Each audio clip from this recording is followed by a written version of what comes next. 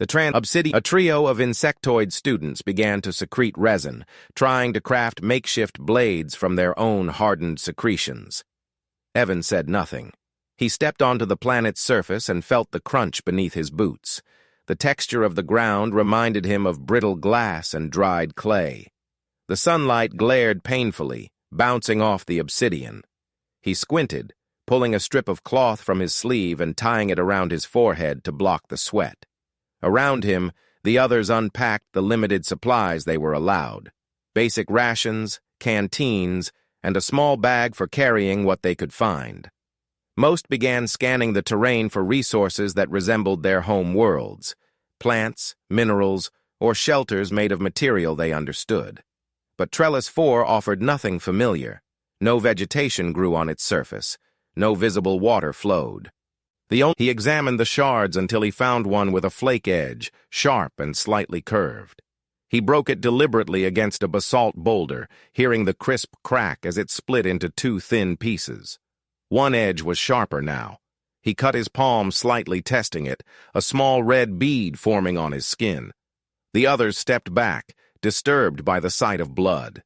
To them, injury was unacceptable, a sign of recklessness.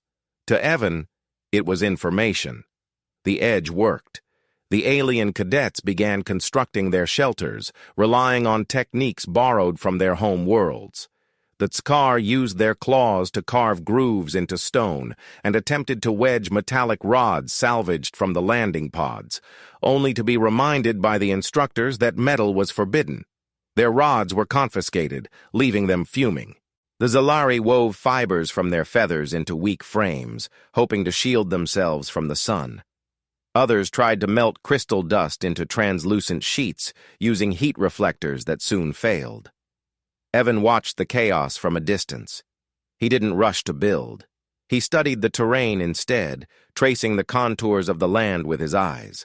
The black plains were interrupted by ridges, places where lava had once cooled in thick waves, leaving layers of obsidian that could be fractured cleanly. He walked toward one of these ridges while others stayed near the ship. His steps crunched over the glassy surface, and he stopped beside a bleached skeleton of an animal that resembled both a reptile and a mammal, its bones long and curved like ivory. He crouched and inspected one of its femurs, tapping it against the rock. The hollow sound it made was promising. He took it, tested its weight, and imagined it as a handle. It was sturdy and light, easy to carve into. A combination began to form in his mind: obsidian and bone. Old instincts guided him, the kind no academy could teach. When he returned to the group, he carried the bone and several shards of obsidian. Some cadets glanced up from their half-collapsed shelters, amused by the sight. "Collecting trophies, human?" one of the Zalari sneered. Evan didn't answer. He set the materials down and began striking the edge of one shard with another, controlling the angle carefully. Small flakes flew off, and soon he had a tool shaped like a crude knife. He tied it to the bone using strips torn from his own uniform, tightening them with saliva and knots. The others stared in silence as the rough shape of a primitive weapon took form in his hands. The instructor's drones hovered overhead, recording everything for later evaluation. Evan looked up briefly, knowing the academy staff were watching through their monitors somewhere in orbit. He imagined them raising their eyebrows at the sight of a human reverting to the methods of prehistory. As the sun lowered and the light turned amber, the temperature began to fall sharply. The alien shelters, made from fragile materials, cracked in the cooling air. Resin split, crystal panels shattered, and the once proud cadets began to shout in frustration. The Tskar tried to dig shallow pits with their claws, while the Zalari attempted to huddle together to preserve warmth. Evan sat by his pile of materials, carving another bone handle with the edge of his first blade. He wasn't thinking about winning. He was thinking about surviving the night.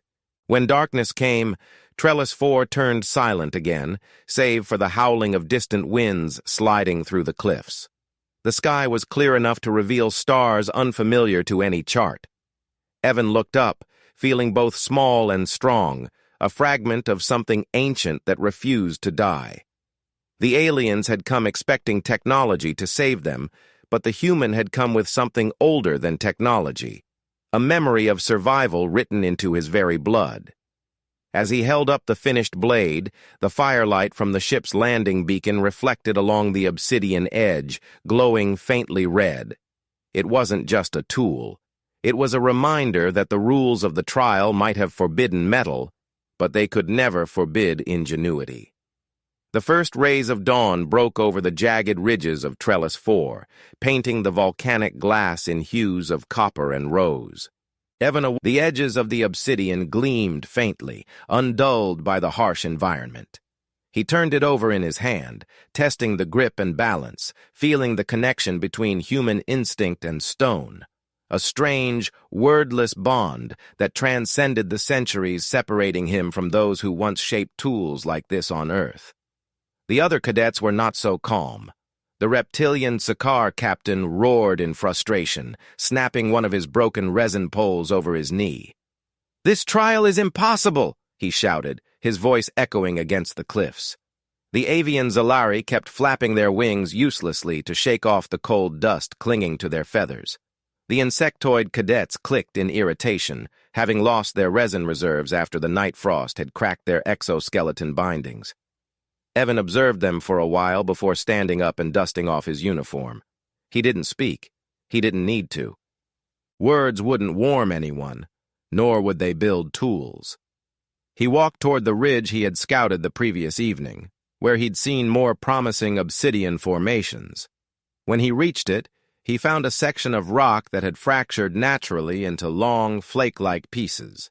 Kneeling, he struck one piece against another, using slow, rhythmic blows to control the way it split. Each hit sent a high-pitched sound across the basin, attracting curious glances from the others. The Zalari approached, watching from a distance as he chipped away with deliberate focus.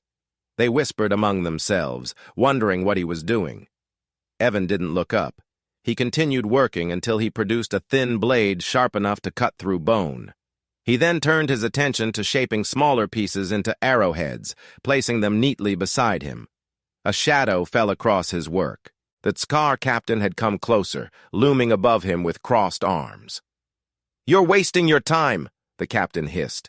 "Glass breaks. It's useless." Evan looked up briefly and replied, his tone calm. "Then don't use it." The Sakaar scoffed and turned away, muttering something about human arrogance. Evan returned to his task, unaffected. His mind worked in quiet patterns, assembling ideas and testing them mentally before committing to motion. He didn't see the process as invention. It was rediscovery, guided by instinct and memory.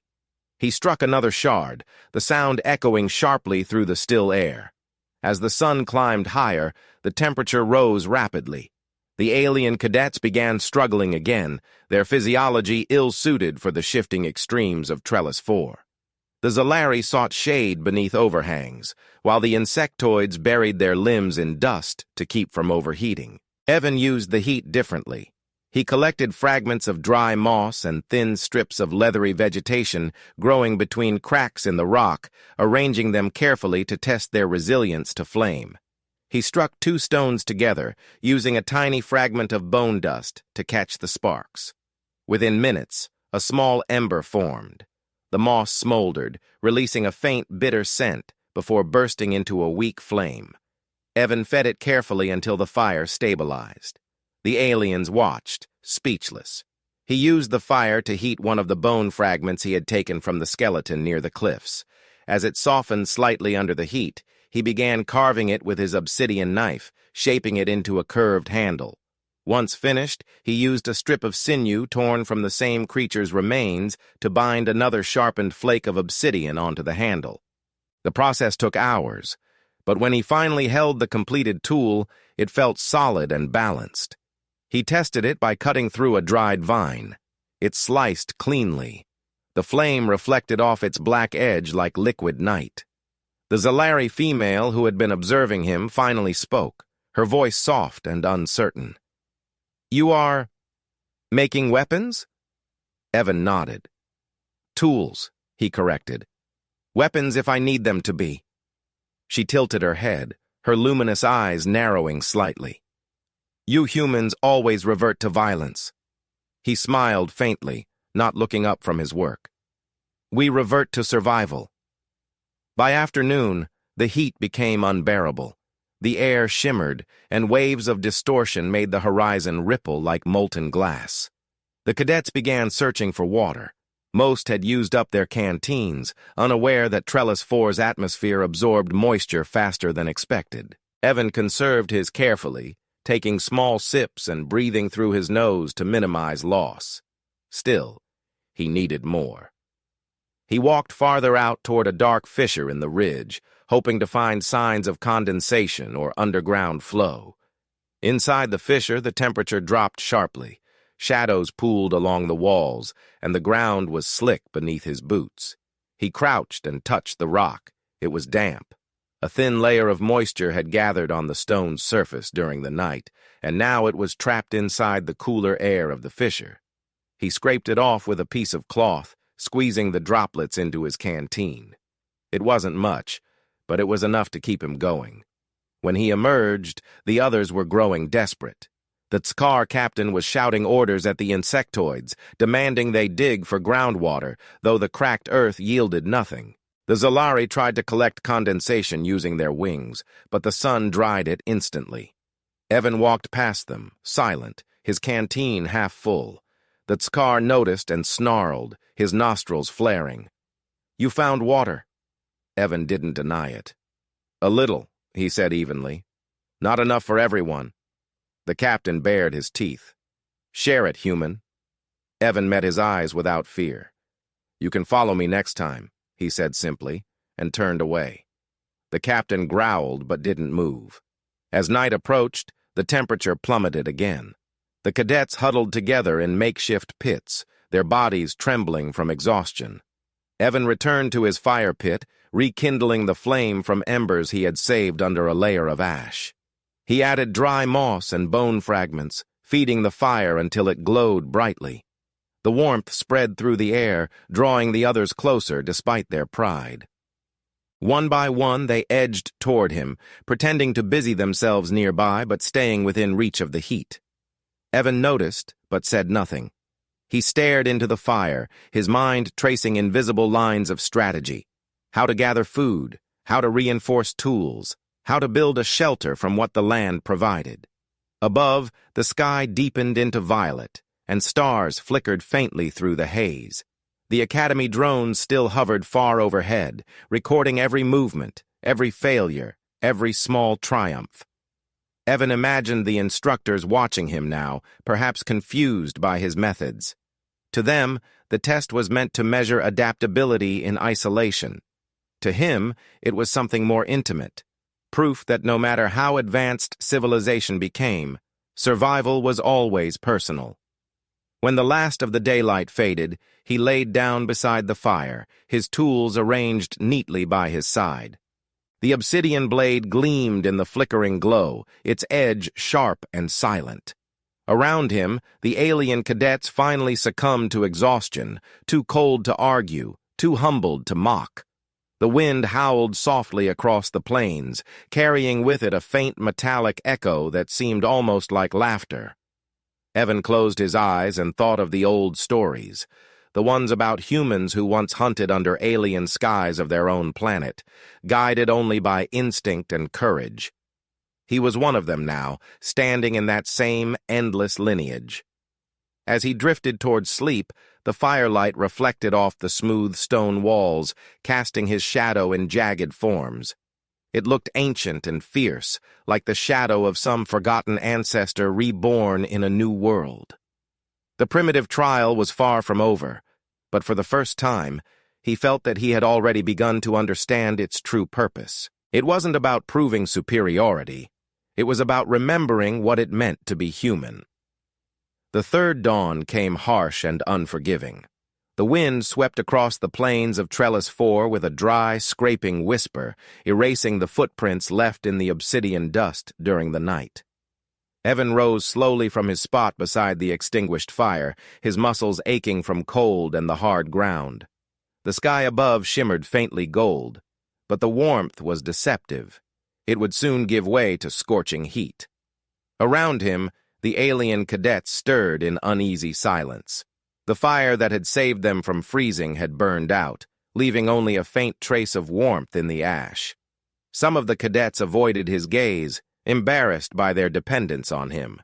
Others watched cautiously, torn between pride and survival. Evan ignored their glances. He stood, brushed the ash from his uniform, and began preparing for the next step. Survival on Trellis 4 demanded adaptation, and adaptation required planning. He examined the remains of his fire, noting which materials had burned slowest.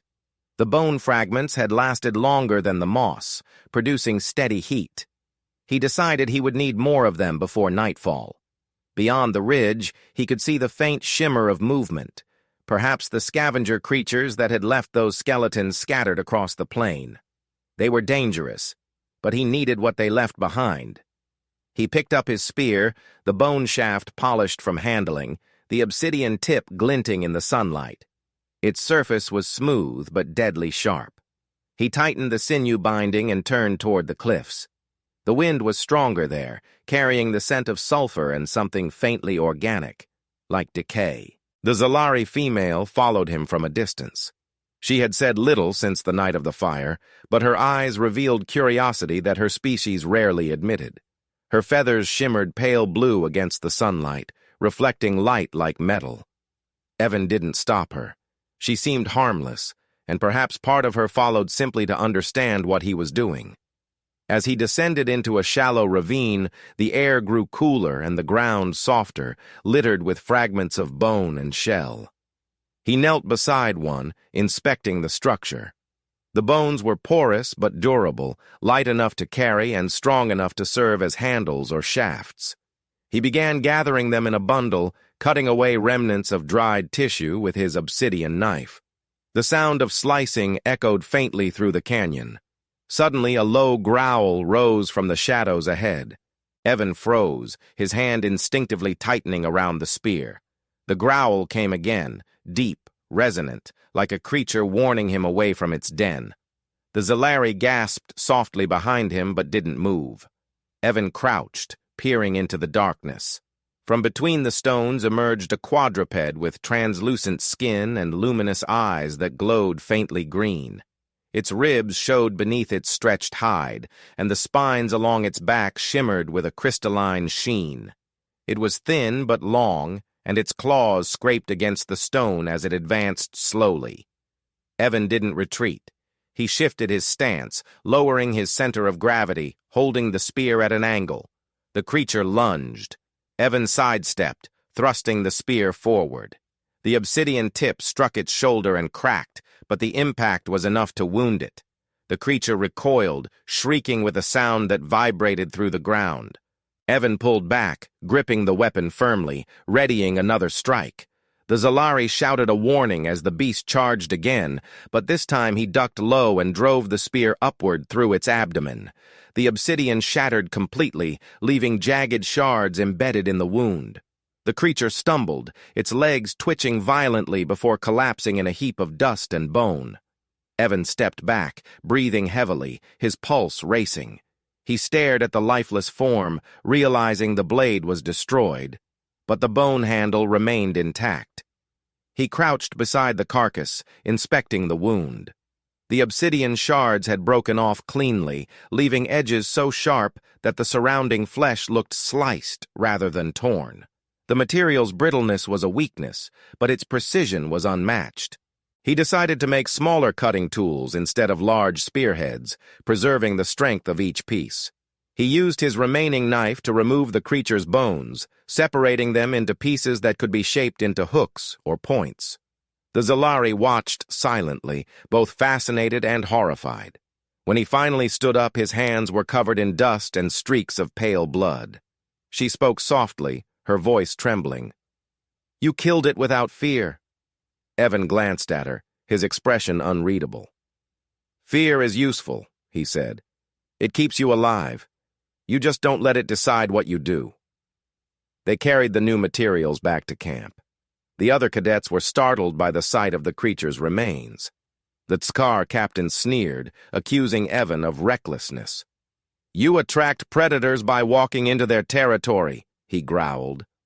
Evan didn't argue. He laid out the bones, cleaned them with fire, and began shaping them into tools. The cadets watched as he demonstrated how to carve grooves and points using smaller flakes of obsidian, showing precision that seemed almost instinctual. He didn't boast, and he didn't explain.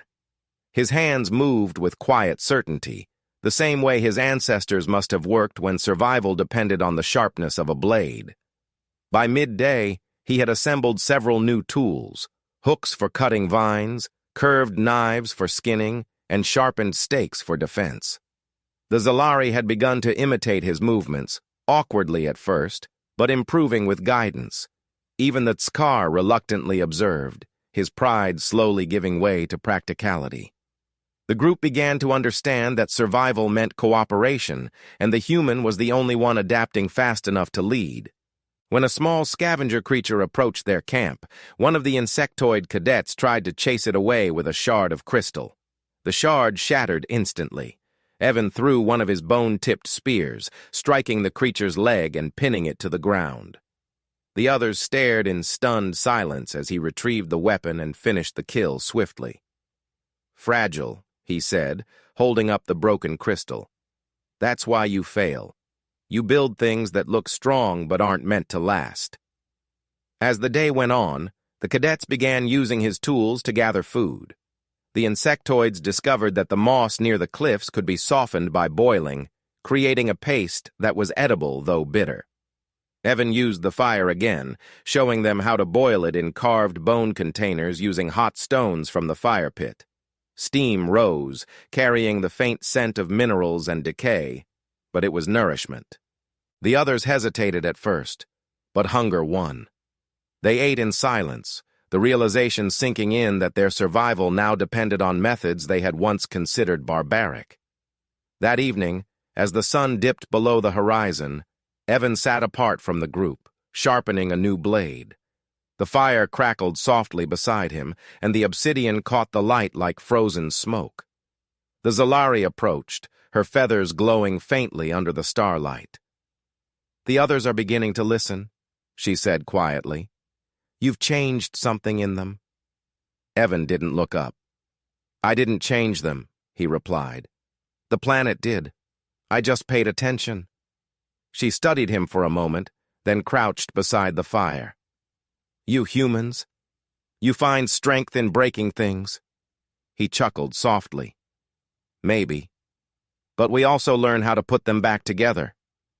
He placed the finished blade beside him and stared into the flames. The heat danced across his face, reflecting in his eyes like liquid gold. Around them, the cadets slept more soundly than before, the tension of the first nights fading into a strange sense of trust. The wind howled across the plains, but the fire stood firm, surrounded by stones he had arranged carefully to keep it burning through the night. As he lay down to rest, the stars above seemed closer than ever. He thought about the instructors watching from orbit, recording his every move. To them, this was an experiment in adaptability. To him, it had become something far deeper. It was a rediscovery of forgotten truths, that survival didn't come from progress alone, but from remembering how to create with nothing. The metallic stars blinked overhead like distant eyes, cold and unfeeling, but he no longer sought approval from them. He closed his eyes, the crackle of fire fading into a steady rhythm, and drifted into sleep, knowing he had crossed an invisible threshold. The trial had begun as a test of endurance, but now it was transforming into something greater, a lesson in humanity's ancient and relentless art of survival. The morning came heavy with tension. The planet seemed quieter than usual, as if even the wind held its breath. The cadets had grown lean and wary, their movements more deliberate, their voices softer. 3 days on Trellis 4 had stripped away pride and posturing, leaving only instinct and fatigue. Evan stood at the edge of the camp, staring into the vast expanse of volcanic plains that shimmered under the first pale light. The fire behind him crackled weakly, struggling to hold against the chill that still clung to the early hours. His hands worked methodically, binding the last of the obsidian tips to bone shafts, each one tied with sinew and hardened in heat. The air smelled faintly of smoke and minerals. He wasn't working for the sake of perfection. He was preparing for what he knew was coming. The creatures of Trellis 4 were not mindless scavengers. They were predators, drawn by scent and sound. The carcass from yesterday's hunt had been buried under layers of dust and stone, yet during the night he had heard something digging in the distance. He had stayed awake, watching the horizon, counting the intervals between the growls. The pattern was deliberate. It wasn't hunger alone. It was coordination. Now, as the first rays of the sun broke across the ridges, he turned toward the others. The Tzakar captain sat sharpening his claws with a broken piece of crystal, his golden eyes narrow and cold. The Zalari female cleaned the feathered edges of her wings beside the fire, avoiding everyone's gaze. The insectoid cadets worked silently, patching their cracked exoskeletons with resin. They had stopped mocking him days ago. Respect had grown, not from words but from results. Still, Evan could feel unease running through the camp like an undercurrent of static. He spoke quietly but firmly. "We moved today. We've stayed too long in one place." The Tzakar lifted his head, his tail twitching. "And go where? The horizon is death in every direction." Evan tightened the last knot on his spear and stood. "Then we'll choose the direction that kills us last."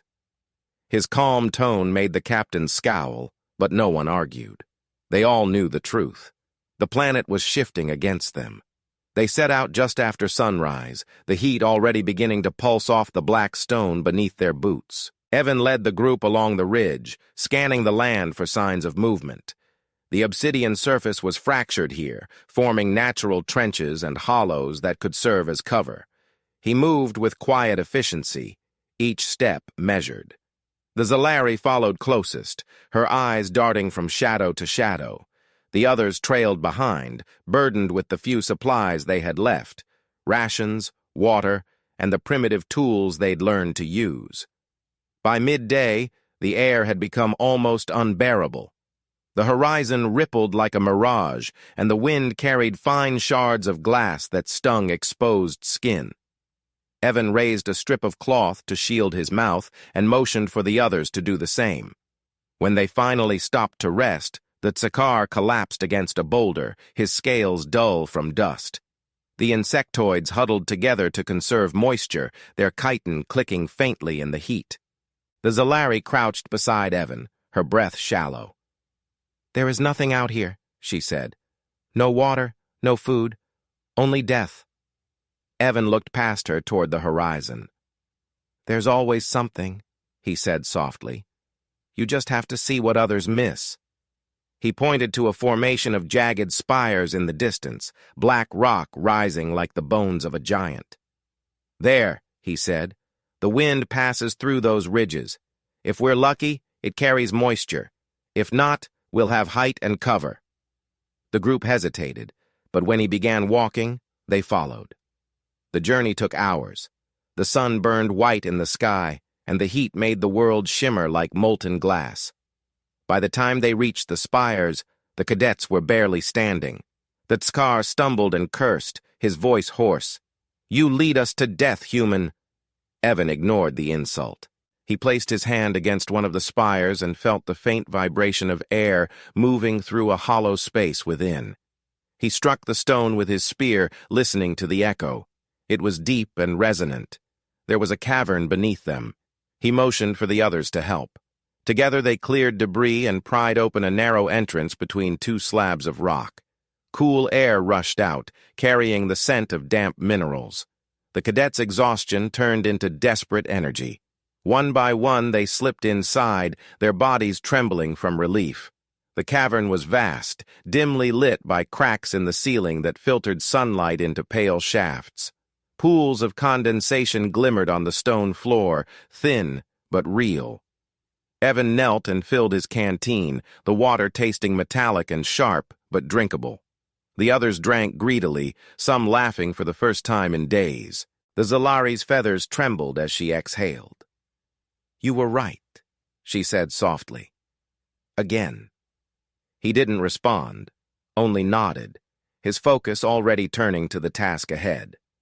The cavern could serve as a temporary base, but it was also dangerous. Too many hiding places, too many shadows. He could feel the faint echo of movement deeper within. As the group settled, Evan explored the inner passageways. The walls shimmered faintly with mineral deposits, and faint claw marks scarred the stone. He followed them carefully, his torch flickering. At the far end of the tunnel, he found something unexpected. A wall of carved symbols, old and weathered. They weren't natural. The shapes resembled a primitive form of writing, repeating in curved patterns. He traced one of the symbols with his hand, feeling the roughness under his fingers. Whoever, or whatever, had once lived here had used tools, not unlike his own. It was evidence of thought, of intelligence. He returned to the group and told them what he'd seen. The Tskar scoffed. "Ghost stories. We need food, not walls." The Zalari, however, looked thoughtful. "If there were beings here once, perhaps there still are."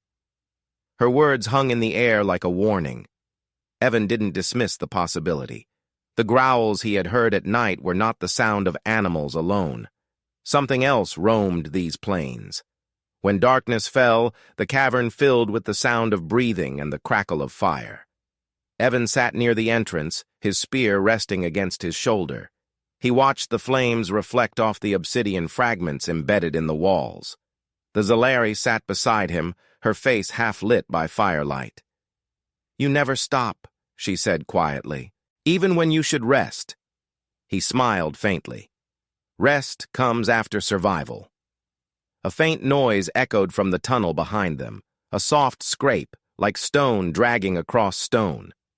Evan froze, listening. The others stirred, uneasy. The sound came again, closer this time. He rose silently, signaling the others to stay back. He lifted his spear and moved toward the sound, every sense sharpened. The air grew colder as he advanced.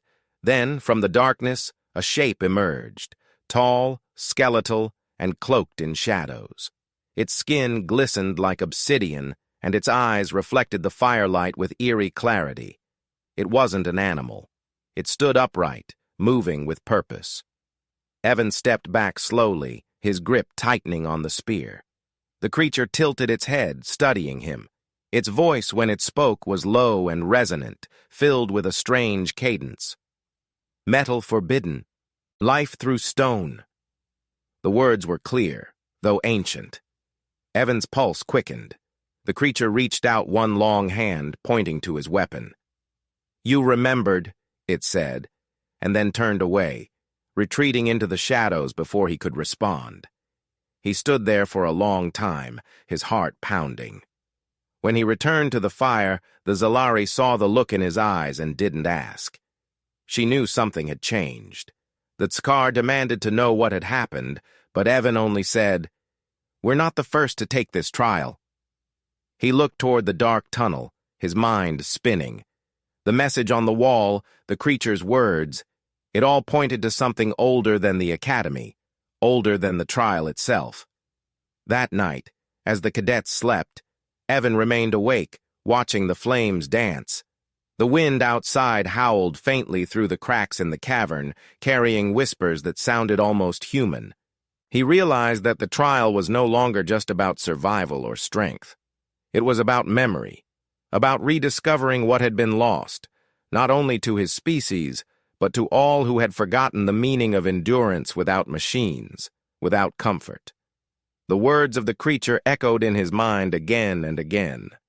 Metal forbidden. Life through stone. He stared into the fire until it burned low, the shadows stretching longer around him.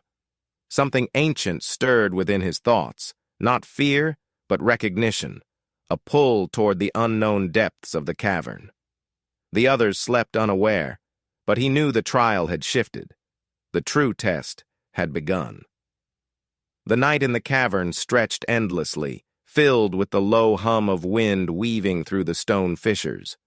The fire had dwindled to glowing embers, their light flickering across the obsidian walls like veins of molten glass. Evan hadn't slept. His eyes were fixed on the dark tunnel from which the figure had emerged, the echo of its voice still haunting his thoughts. The others slept restlessly, unaware of what he had seen or of the meaning behind those ancient words. The realization that something intelligent had existed on Trellis 4 long before their arrival shifted everything. This was no longer just a survival test. It was an encounter with history buried beneath layers of stone and silence. He waited until the faintest blush of dawn seeped through the cracks above before rising quietly. The Zalari stirred and lifted her head, her voice barely a whisper. "You're leaving?" He nodded. "There's something deeper in these tunnels. I need to know what it is." She hesitated, her feathers trembling slightly. "If you go alone, you might not return." He smiled faintly. "Then I'll just have to make sure I do." He gathered his tools, the obsidian knife, a sharpened bone spear, and a small pouch of glowing moss to use as light. The air grew colder as he descended, the walls narrowing into a twisting passage. The ground beneath his boots was slick with condensation, and faint carvings lined the rock, some new, some eroded almost to invisibility. As he moved deeper, he began to see fragments of broken pottery and ancient tools scattered across the floor, obsidian blades, bone needles, fragments of carvings. Every step felt like walking through the remnants of another civilization. The words the creature had spoken, metal forbidden, life through stone, echoed again in his mind, and the meaning began to take shape. This planet had once been home to beings who had thrived without metal, who had lived by the same principles the trial was now enforcing. Perhaps the Academy's challenge was not an invention at all, but a rediscovery. After what felt like hours, the passage opened into a massive chamber. Stalactites hung like fangs from the ceiling, dripping with mineral water that glowed faintly blue under the bioluminescent moss. In the center of the chamber stood a circular structure carved entirely from obsidian. It was polished smooth, gleaming even in the dim light. Around its base were markings similar to those he had seen before, spiraling upward like a story told in symbols. He approached cautiously, running his fingers over the carvings. They depicted figures shaping tools from stone, building shelters, hunting with spears, then kneeling beneath a storm of light and fire. The final image showed the same figures standing again, surrounded by glass and flame, but unburned. It wasn't destruction. It was rebirth. As he studied the images, a movement in the shadows caught his attention. The creature emerged once more, silent and composed, its black skin reflecting the faint glow of the chamber. It regarded him with an expression that might have been recognition or memory. "You see what we became," it said, its voice low and resonant. "When the stars turned to fire, we learned to live in stone. We gave up metal, for it chained us to destruction." Evan didn't speak. He understood now. The trial was not just about survival, but about proving that intelligent life could exist beyond dependence on technology. The creature's gaze softened. "Your kind walks the same path we once did. You forge what is forbidden, but your hands remember what your minds forgot." It gestured toward the carvings. "You are not the first to pass this test, human. You are only the first to listen." Evan's throat tightened. "What happened to you?" The creature's luminous eyes dimmed slightly. "We became what the planet demanded. Flesh turned to stone, thought turned to memory. We live through the trial, through those who endure it." Its form shimmered faintly, and for a moment he thought he could see through it, as if it existed between two states, alive, yet something more. "Go back to your kind," it said. "Tell them the lesson is not in survival, but in remembrance. To survive without tools is to awaken what sleeps within." The creature stepped back, merging once more with the shadows until it vanished entirely. Evan stood in silence, surrounded by the ancient glow. The air felt heavy with the weight of centuries. He knelt briefly and pressed his hand against the floor, feeling the faint vibration of life pulsing beneath the stone, as if the planet itself was breathing. Then he turned and began his ascent. The return was long and grueling, his muscles aching, but his mind was clear. When he finally reached the upper cavern, the fire had burned low, and the others were stirring. The Zalari looked up first. Her eyes widened when she saw him. "You came back," she whispered. "What did you find?" He hesitated, glancing toward the tunnel. "The reason this place exists," he said quietly, "and the reason we were sent here." The Tskar rose, suspicious. "You speak in riddles, human." Evan met his gaze calmly. "Maybe because the truth isn't something you can explain. It's something you live." He gestured toward the exit. "This trial, it was never meant to break us. It was meant to remind us. The strength we had before machines, before metal. The kind that lives in instinct and will." The Tskar frowned but said nothing. The others listened, silent and thoughtful. The Zalari approached him, placing one feathered hand on his shoulder. "Then we have already passed." He shook his head. "Not yet. We leave this place alive. That's how we prove it."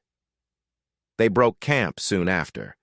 The ascent to the surface was slow, the tunnels winding and treacherous, but the group moved with new determination. The air grew warmer as sunlight returned, and when they finally stepped outside, the horizon stretched wide and blinding, the wind sharp and clean. The plains that had once felt endless now looked different, less hostile, almost beautiful in their raw simplicity. Evan paused, breathing deeply, the scent of sulfur and dust filling his lungs. For the first time, the planet didn't feel like an enemy. It felt like a teacher. By nightfall, rescue ships appeared in the distance, gliding low over the ridge. The instructors had been monitoring their progress from orbit. The cadets watched in silence as beams of light illuminated the landing zone. Evan stood apart, watching the ships descend. The Zalari turned to him. "Will you tell them what you found?" He smiled faintly. "I will, but I don't think they'll understand." She tilted her head. "Then why tell them?" He looked toward the stars, his expression calm. "Because someone has to remember." When the ship's ramp opened, the instructors stood waiting, their expressions neutral, expecting debriefings and data reports. Evan stepped forward, carrying nothing but the bone spear strapped to his back and the obsidian blade at his belt. His uniform was torn, his hands scarred, but his eyes were steady. One of the instructors frowned. "You completed the trial with primitive tools?" Evan nodded. "Yes," he said. And that was the point. He handed over his report, a simple data slate that contained only a single sentence. The human remembered what the others forgot. As the ship lifted off, the view of Trellis 4 shrank below, its obsidian plains reflecting the light of the twin suns. Evan watched it fade into darkness, a small black jewel suspended in the void. The others spoke quietly behind him, but his thoughts drifted elsewhere, to the creature's words, to the carvings, to the fire that had kept them alive. He realized then that survival wasn't a lesson to be learned, but a truth to be lived. The tools he had crafted from stone and bone were more than weapons. They were symbols of what humanity truly was, resilient, inventive, and unwilling to yield. When the stars stretched across the viewport like threads of silver, he finally allowed himself to close his eyes. The planet's voice still echoed faintly in his memory, soft and eternal. Metal forbidden. Life through stone. He smiled to himself as sleep took him, knowing that somewhere deep within Trellis 4, the ancient beings watched in silence, their legacy alive once more. The trial was over, but its meaning would endure, for as long as there were humans who remembered how to shape the world with their bare hands.